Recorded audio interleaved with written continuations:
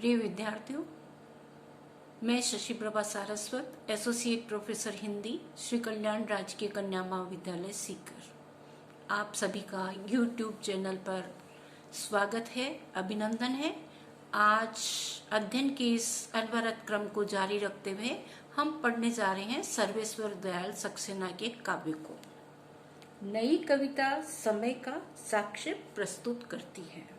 वह न तो परिवर्तन को टालती है और न ही किसी नए को उपेक्षा के गर्त में धकेलकर आगे बढ़ी है। उसकी आंख उस सब पर टिकी है जो हो रहा है, उस समय पर केंद्रित है जो सामने है, और उस संकट को देख रही है जिसे झेलते हुए हम यहाँ तक आए हैं। यही वजह है कि उसमें वर्तमान की लिखावट है।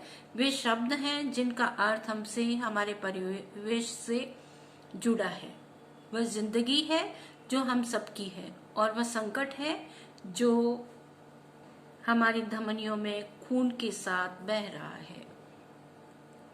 ऐसी नई कविता को दिशा देने, युग जीवन की गवाह बनाने, जर्जर रूढ़ियों से मुक्त कर संतुलित संवेदना और शिल्प में ढालने, सौंदर्य बोध के प्रति नए प्रतिमानों से जोड़ने, जनजीवन का सांस्कृतिक इतिहास और भूगोल प्रस्तुत करने, समकालीन जीवन मूल्यों की खोज करने और एक वाक्य में परिवेश और जीवन के प्रति सचेतन दृष्टि रखने वाले कवियों में सर्वेश्वर की जगह काफी ऊंची है। इस बात में तो वे अज्ञेय से भी आगे हैं कि उन्होंने आम आदमी की जिंदगी को, हमारे परिवेश के संकट को आत्मीय, सहज और विश्वसनीय शिल्प में ढालकर कहा है।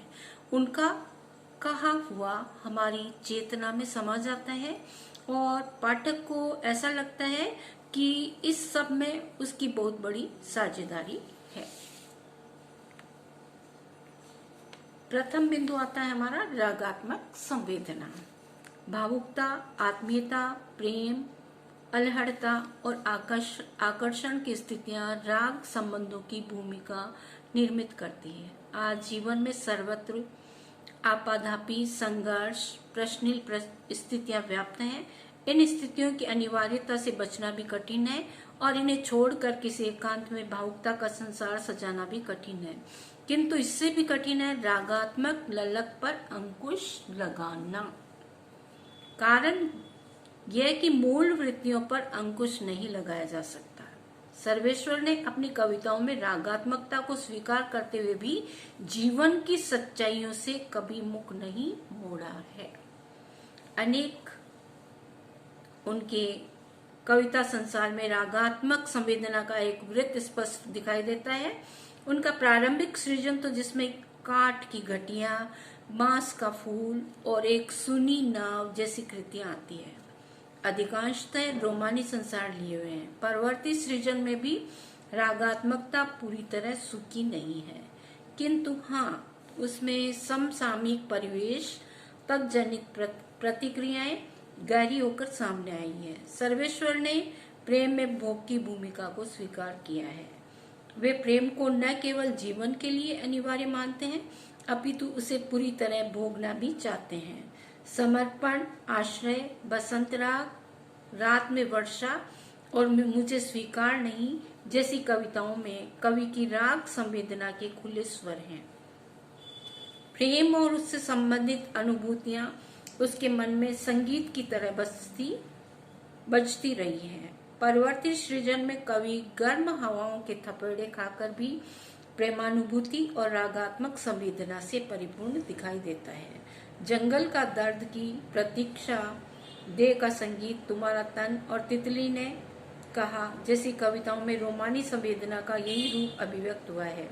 इसी क्रम में तुम्हारे साथ रहकर और तुमसे अलग होकर कविताओं में भी प्रिय का सामीप्य नई संभावना के द्वार खोलता दिखाई देता है। सर्वेश्वर की उन कविताओं में भी पर्याप्त भावुकता है जो प्रेम जनित भावनाओं को व्यंजित करती है। ऐसी कविताओं में उड़ने दो मन को, चांद की नींद, चांदनी से कहो, दो अगर की बत्तियां, प्रेम नदी के तीर, झूले का गीत, प्रतीक्षा, तुम्हारी मुस्कान, अलग होने का ख्याल आदि प्रमुख हैं। दूसरा बिंदु है हमारा पीड़ा बोध। सर्वेश्वर की संवेदना में पीड़ा की भूमिका गहरी है। कवि की पीड़ा प्रेम जनित भी है और सामाजिक जटिलताओं और विसंगतियों से उपजी हुई भी है। जहाँ वेदना प्रेम जनित है, वहाँ प्रतीक्षा और बीते हुए की स्मृति का भाव गहरा हो गया है। पीड़ा बोध में सर्वेश्वर अकेलेपन से भी जूझते हैं। कवि जब कहता है कि एक मैं ही हूं कि मेरी सांझ चुप है, एक मेरे गीत में ही बल नहीं, एक मेरी खाट का विस्तार नपसा, क्योंकि मेरे शीश पर आंचल नहीं है, तो कवि की एकाकी पीड़ा की सघनता को हृदयंगम किया जा सकता है। सर्वेश्वर की कविताओं में सामाजिक जीवन और परिवेश से उत्पन्न विसंगतियों से जुड़ी पीड़ाजनक स्थितियों का चित्रण भी हुआ है। उनकी कविताओं में दर्द की सभी स्थितियां मिलती है। बांस का फूल में दर्द निराशा पैदा करता है, कभी स्मृतियों के रूप में और कभी पराजय बनकर। एक सुनी नाव संग्रह की स्थिति भी ऐसी है, कभी भीड़ में रहकर भी अकेलापन महसूस करता है। उदाहरण के लिए कुछ पंक्तियां देखिए। रंग बदरंग हुआ, अर्थ सब खो गया, आकर्षण भरा, अस्तित्व व्यर्थ हो गया, चिपका हूं गले पोस्टर सा दीवार से, मुझसे घृणा करती है मेरी परछाइयां, दर्द ये किससे कहूं। सर्वेश्वर की व्यथा संवेदना का एक पक्ष वह है जो युगीन स्थितियों की जटिलता, परिवेश व्यापी विसंगतियों और अमानवीय संदर्भों की प्रचुरता के कारण अभिव्यक्त हुआ है। तीसरा बिंदु है वैचारिक संवेदना। सर्वेश्वर स्वतंत्र चेतक कवि है, यही कारण है कि उनकी वैचारिक संवेदना में पराश्रित मनोवृत्ति कहीं भी नहीं है। सर्वेश्वर के चिंतन का यह निष्कर्ष उस दृष्टि का परिणाम है जो मनुष्य को हर पल हर हाल में स्वतंत्र, स्वायत्त और आंतरिक शक्ति युक्त देखना चाहती है। सर्वेश्वर की वैचारिक संवेदना में जो चिंतन व्यक्त हुआ है उसमें मुक्ति कामना का स्वर है। मुक्त कामना का संदर्भ उनकी कविताओं में बड़ा प्रबल है। मुक्ति कामना का ये संकेत स्पष्ट करता है कि कवि विद्रोह और क्रांति को आवश्यक समझता है। कुआनो नदी व जंगल का दर्द में तो यह चिंतन और भी अधिक स्पष्ट दिखाई देता है।